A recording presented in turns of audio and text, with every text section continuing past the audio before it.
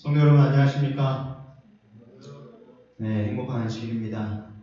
또 한 주간 동안 우리 각자의 삶 속에서 직접 일거수일투족 하나하나를 다 챙겨주시고 우리의 나아가야 할 길을 알려주시고 또 예언을 통해서 하나님께서 약속하신 그 말씀이 매일매일 어떻게 성취되는지를 보여주신 우리 하나님께 다시 한번 감사와 찬양을 드립니다. 오늘은 저번 시간에 이어서 계속해서 계시록 6장을 공부하도록 하겠습니다.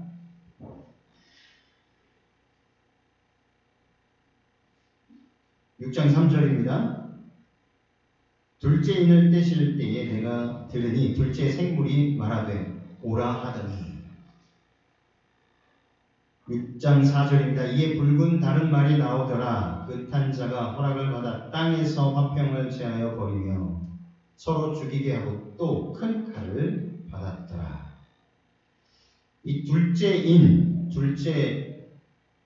이것은 이제 붉은 말로서 타협과 배도의 시대를 말하고 있습니다. 7교회 중에서 AD 100년부터 시작하여서 313년 이르는 이 기간 몇 번째 교회입니까? 서머나 교회. 이 붉은 빛은, 붉은 말, 이 붉은 빛은 투쟁과 유혈을 상징합니다. 여기에 이 시대 동안 로마의 여러 황제들은 기독교회를 멸절시키기 위하여 수많은 핍박으로 기독교인들은 무참히 잡아서 죽임으로 투쟁과 유혈의 시대가 되었습니다. 교회는 세속화되어 가고 교회 안에서 직분과 세력과 권력의 다툼이 일어나기 시작하던 그런 때였습니다. 붉은 말을 탄 자, 칼을 가지고 나타납니다. 이것은 사륙을 상징합니다. 대쟁표에도 이렇게 기록되어 있습니다. 구주께서는 감람산 위에서 사도시대의 교회의 밀려올 폭풍을 보셨다. 그분께서는 또한 먼 미래를 내다보시면서 장차올 암과 박해 시대 하나님의 백성들에게 미칠 맹렬한 폭풍을 보셨다. 이어서 대쟁표는 계속해서 이렇게 이야기하고 있습니다. 이교는 그리스도교를 박멸하고자 전력을 기울였다. 그리하여 밖에 불길이 타올랐다. 그리스도인들은 재산을 빼앗기고 집에서 내어 쫓겼다. 그들은 고난의 큰 싸움에 참고 희롱과 채찍질 뿐만 아니라 결박과 옥에 갇히는 시험도 받았으며 그리고 많은 사람들은 그들의 증거를 그들의 피로써 인쳤다. 빈부와 귀천과 학식의 유물을 막론하고 한결같이 무자비하게 죽임을 당하였다. 이 서문학교회는 지금 보시면 지도를 제가 준비해 왔습니다. 에베소 교회 위쪽에 있는데 지금의 터키 지역이고 또 이곳은 제3의 도시 이즈미르라는 곳입니다. 항구 도시입니다. 저번 시간에 우리가 계시록 3장을 통해서 7교회에 대해서 살펴보았지만 다시 한번 이 6장을 통해서 다시 한번 7교회 시대를 말씀하고 계시는데 다시 한번 우리가 서문학교회에 대해서 살펴보도록 하겠습니다. AD 100년에서 313년간의 박해 시기의 교회, 이 시대를 서문학 교회 시대를 말하고 있는데요. 이 서문학 교회의 이름의 뜻은 모략입니다. 지리적 배경은 에베소에서 북쪽으로 약 55km 떨어진 곳이고 아름다운 항구 도시고요. 무역이 성행했고 아주 부요한 도시로 유명하였습니다. 역사적 배경에는 이 에베소나 그 밖의 도시가 폐허가 된 데 반해서 현재도 터키에서 제3의 도시로 아주 활발하게 무역이 왕성하게 이루고 있는 이즈미르 지역입니다. 두 번째는 AD 178년에 대지진으로 크게 파괴되었지만 다시 재건되었고, 또 1402년에는 티모르에 의해서 점령되면서 거민의 다수가 학살된 비극의 역사를 가지고 있습니다. 1688년에 지진으로 5,000명이 죽었었고, 또 1758년에는 전염병이 돌았었습니다. 1922년 터키가 들어서면서 그리시아인을 추방할 때 그리스도인들을 대량 학살하였습니다. 또 여러 차례에 걸친 회교도들의 학살과 핍박에도 불구하고 아직도 그 거민의 750명의 그리스도인들이 있습니다. 이 그리스도 그리고 기독교를 박해한 황제들이 참 많이 있습니다.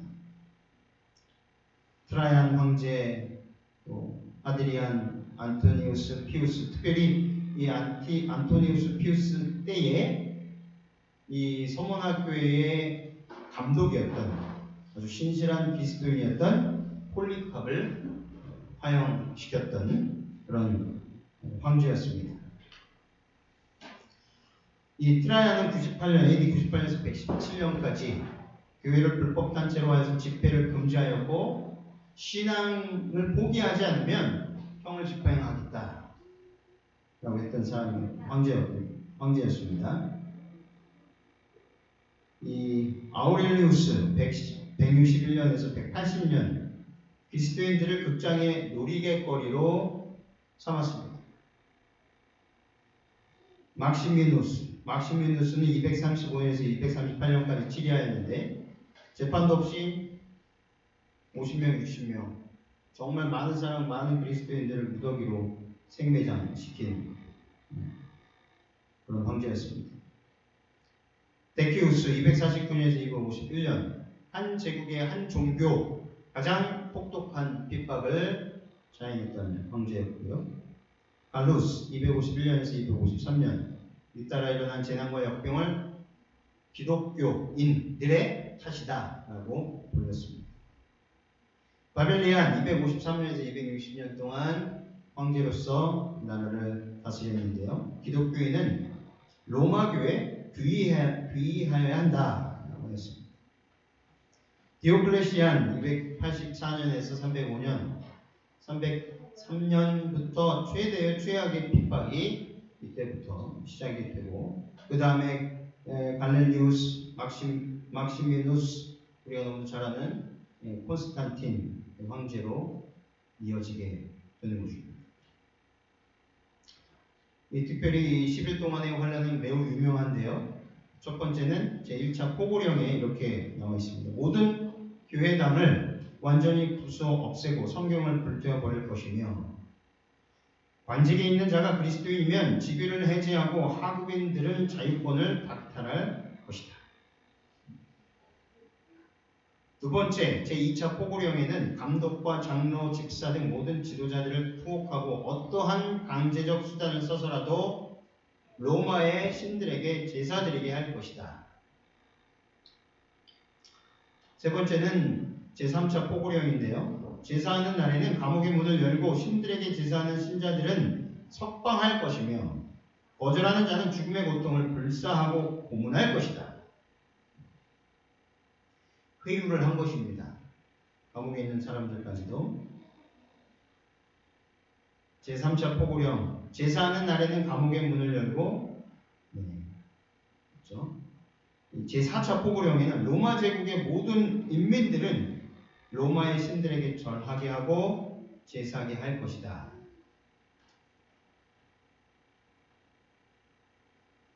한 달에 17,000명의 기독교인들을 처형합니다. 아마도 더 많은 숫자가 처형될 것이었습니다.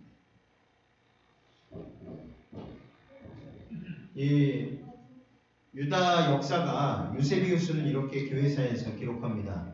우리는 데바이스에서 하루 동안 큰 무리를 목도했는데 어떤 사람들은 목베임을 당했고 어떤 사람들은 불로 고문을 당했다.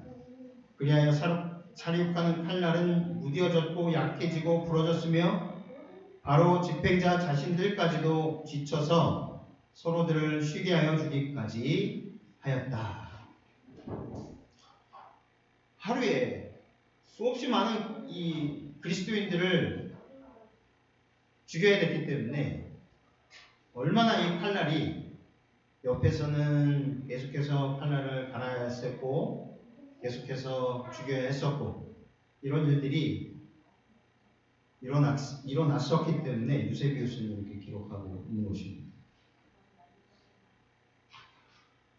계시록 2장 9절에 보시면 서머나 교회에 대해서 이렇게 나오는 구절이 있습니다. 환난과 궁핍을 당하나 실상은 부요한 자다. 자칭 유대인이라고 하나 실상은 사단의 회의다 라고 기록되어 있습니다.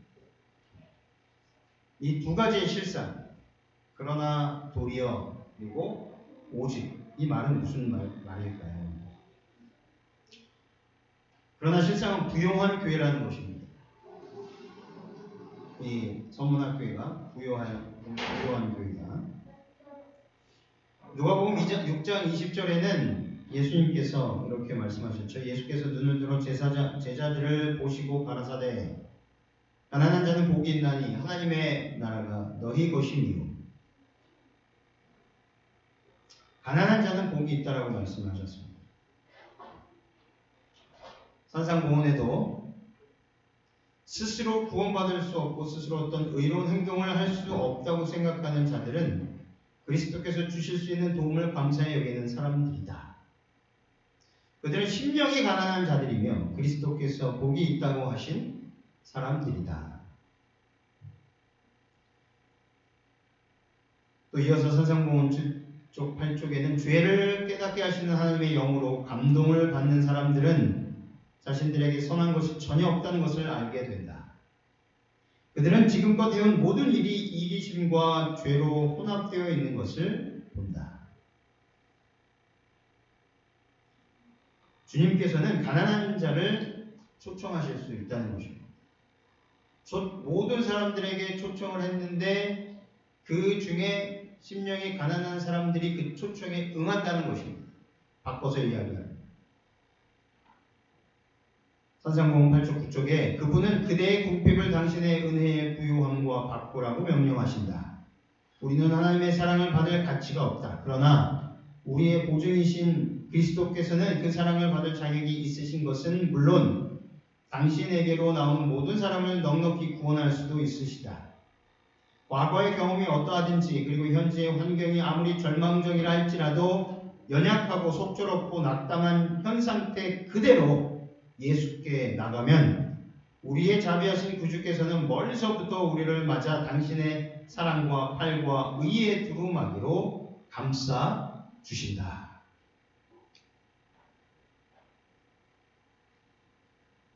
두 번째는요, 자신을 위하여 쌓은 보물은 많으나 하나님께는 부요치 못한 자들이 있습니다. 이 서문학교에서 부요하다 두 가지의 실상, 환난과 핍박을 당하나 실상은 부요하다. 우리가 방금 말씀과 성경 말씀과 연애신을 통해서 확인을 하였습니다. 환난과 궁핍을 당하지만 그들의 영적인 상태는 부요한 상태다.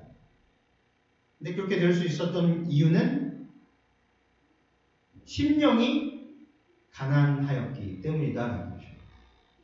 심령이 가난한다는 것은 이기심에 가득 찬 나라는 신이 우리 자신은 나라는 신을 모시고 삽니다. 하나님이라는 우리를 창조하시는 하나님보다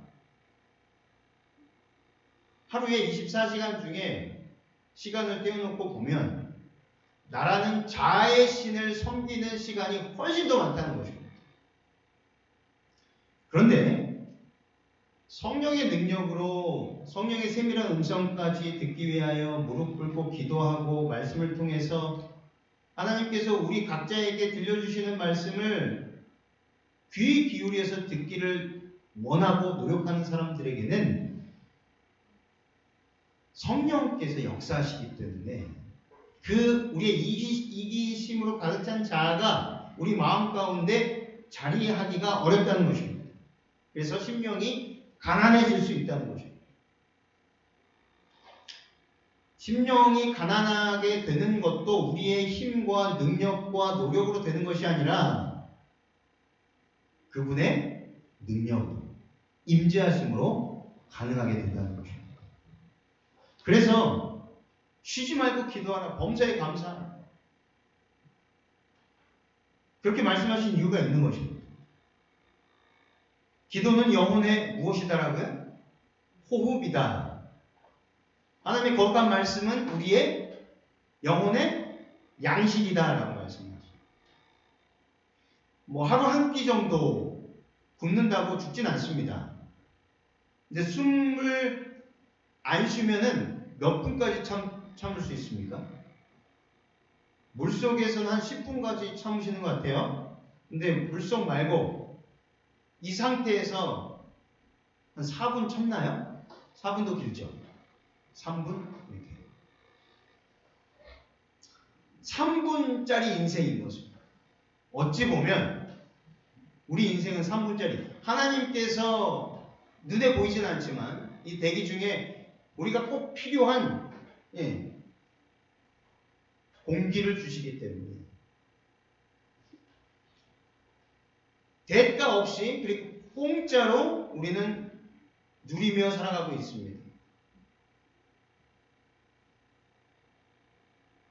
선상공원에도 끊임없이 이 가난한 자들이 복이 있다. 하나님께서 함께 하실 수 있는 사람의 조건이라고 말하고 있는 것입니다. 그 반면에 자신을 위하여 쌓은 보물은 많으나 자신이 쌓은 보물은 많으나 하나님께는 가난한 자들, 부유치 못한 자들, 누가복음 12장 21절에 이렇게 말씀하십니다. 자기를 위하여 재물을 쌓아두고 하나님께 대하여 부유치 못한 자가 이와 같으니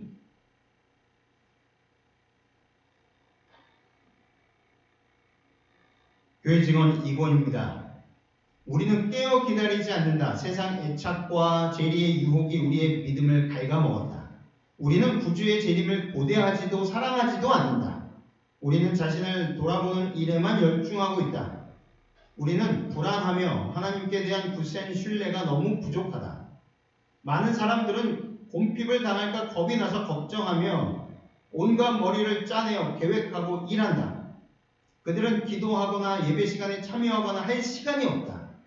너무 자신을 돌보는 나머지 그들은 하나님께 그들을 돌보실 기회를 전혀 드리지 않는다. 그리고 주님께서는 그들을 위해 무엇을 하실 수 없다. 왜냐하면 그들이 하나님께 전혀 기회를 드리지 않기 때문이다. 동의하십니까? 너무 정확해요. 하나님께서 우리 안에 있는 우리 자신이 섬기는 이 이기심에 가득 찬 자아의 신을 깨 부수셔야 되는데 들어오시고, 그래서 우리가 문을 활짝 열어드려야 되는데 우리가 늘 문을 닫고 우리가 하고자 하는 일에 정신이 팔렸기 때문에 하나님께서 전혀 우리 안에 들어오셔서 우리를 새롭게 거듭나게 하시는 그 일을 하실 수 없다는 것입니다.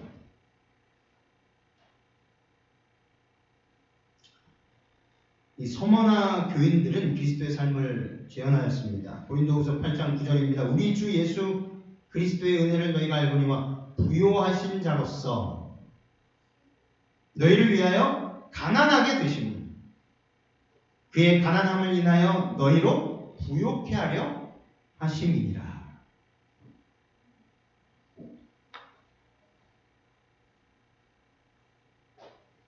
다른 사람에게 무엇을 줄 때 뭔가 가지고 있어야 됩니다. 뭐 물질적인 것을 줄 때도 무엇인가를 가지고 있어야 되고, 또 마음으로 무엇인가 나눠줄 때도 내 마음의 건강이 좋아야 됩니다. 내 마음도 병들었는데 건강하지 않은 사람의 마음을 터치할 수 있을까요? 그럴 수 없다는 거예요.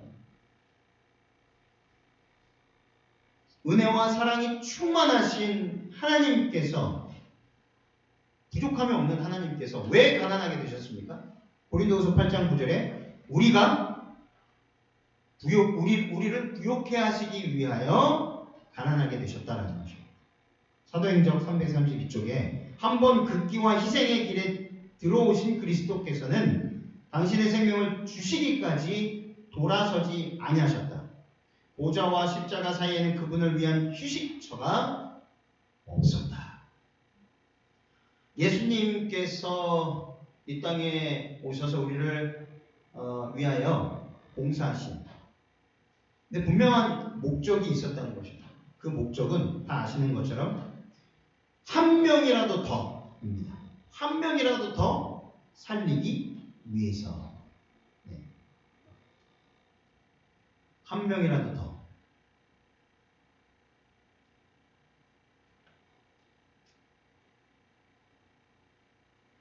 우리 교회의 세계 2차 대전 때에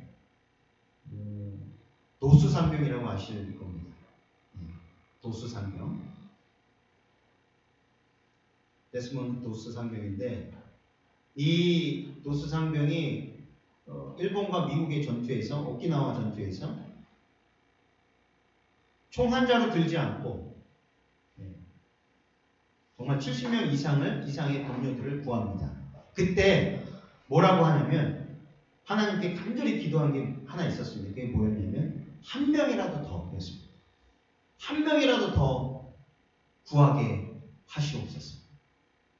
예수님과 같은 마음으로 기도하여서 그는 자기의 생명보다 누구의 생명이요? 동료들의 생명이 더 중요했습니다. 그리고 자신의 동료들뿐만 아니라 적군이었던 일본군 중에서도 그 도수상병으로 인하여 치료를 받았던 사람이 있었다고 합니다. 서머나 교인들의 삶은 그리스도의 삶을 대변하고 있습니다. 실상은 부유한 자로서 가난하게 되시고 환난과 핍박과 궁핍과 고난 가운데 사시다가 죽도록 충성하신 우리 주님을 대변합니다. 다른 점이 있다면 그리스도께서는 둘째 사망의 해를 스스로 입으신 것이고, 서머나 교인들은 둘째 사망의 해를 받지 않게 될 것이라는 점입니다. 둘째 사망은 누구에게만 이르러 옵니까? 누구에게만? 예수 그리스도를 믿지 않고 일부러 의도적으로 거절한 사람들, 그리고 무늬만 그리스도인들, 믿노라고 하면서 사탄 마귀의 종들로서 살아갔던 사람들, 모두가 다 둘째 사망을 맛볼 사람들입니다. 근데 왜 예수님께서는 둘째 사망을 가져가셨습니까? 실제로 예수님께서는 죄가 되셨기 때문입니다.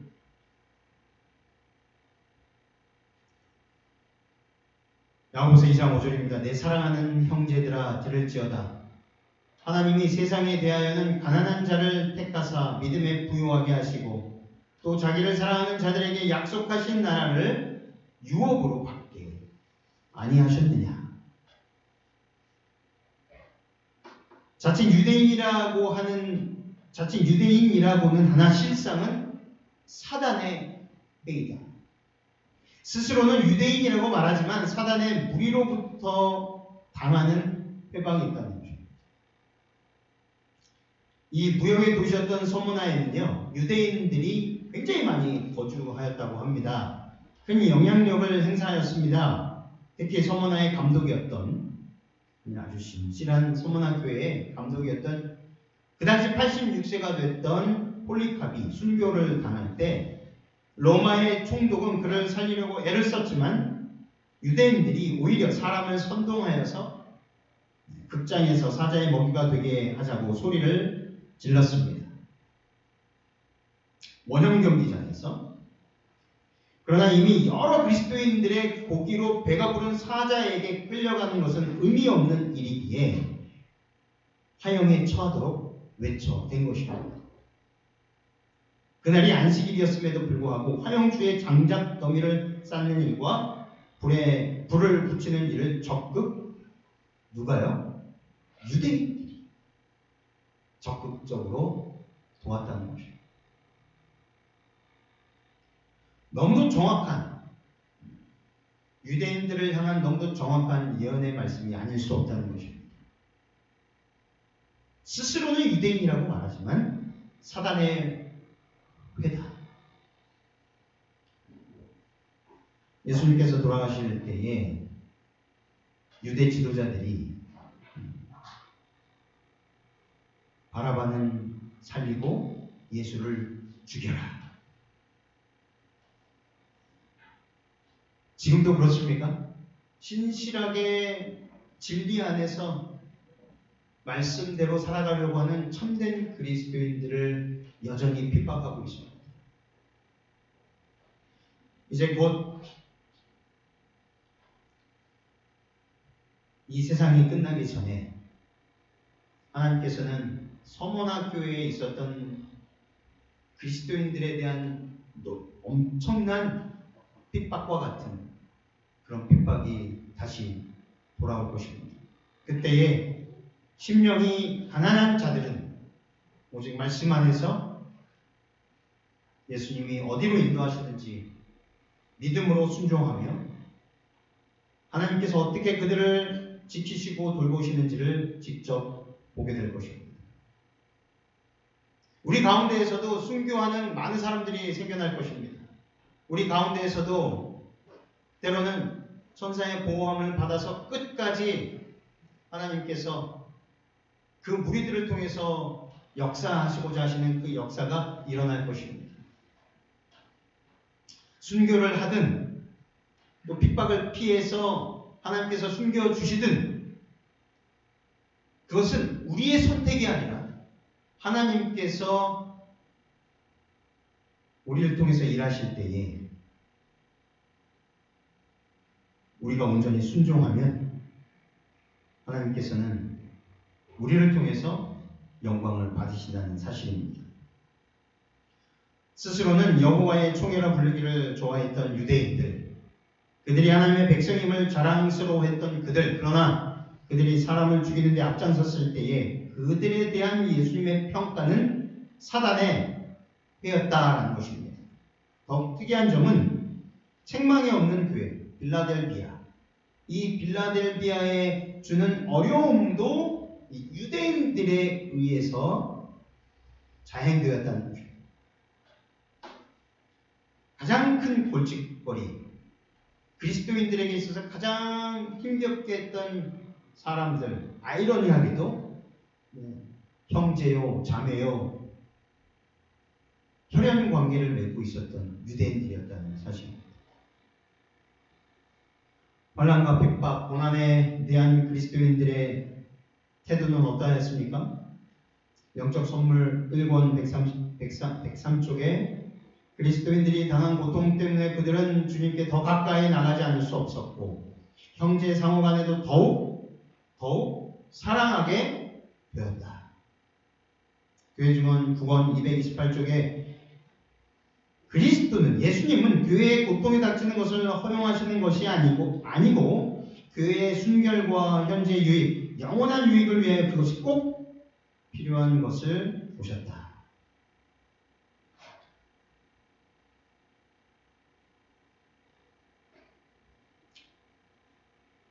오늘 저는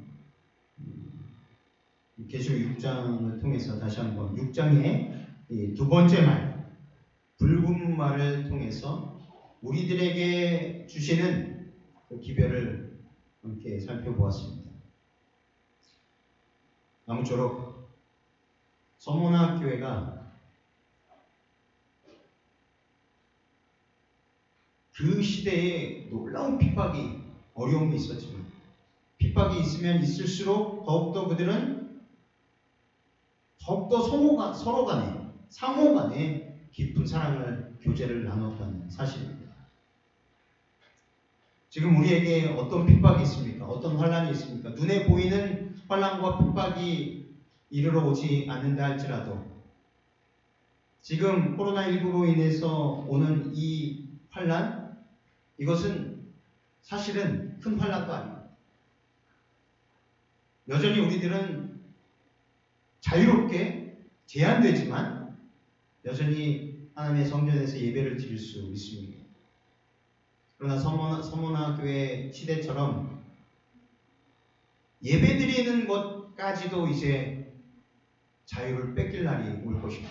단지 하나님의 말씀을 지킨다는 이유로, 거룩한 안식일을 지킨다는 이유로 우리는 옥에 갇힐 것이고, 우리는 죽임을 당할 것이고, 우리는 핍박을 당할 것입니다.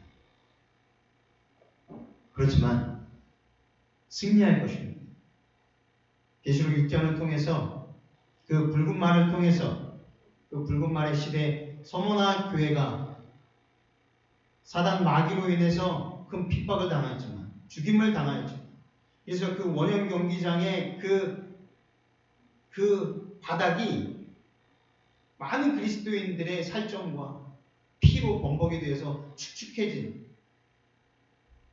이루 말할 수 없는 피 비린내가 가득했던 그곳이었지만, 그것을 바라보고 있는 사람들은 낄낄대고 웃으며 술을 마시며 그리스도인들이 사자들에게 울려 뜯겨 죽는 모습을 보면서 그들은 야비하게 웃어대었습니다.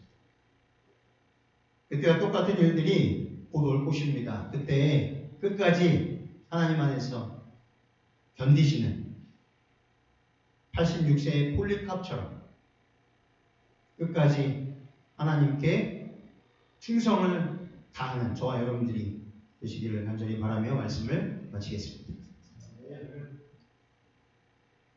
기도하겠습니다. 사랑과 은혜가 충만하신 우리들의 아버지 하나님,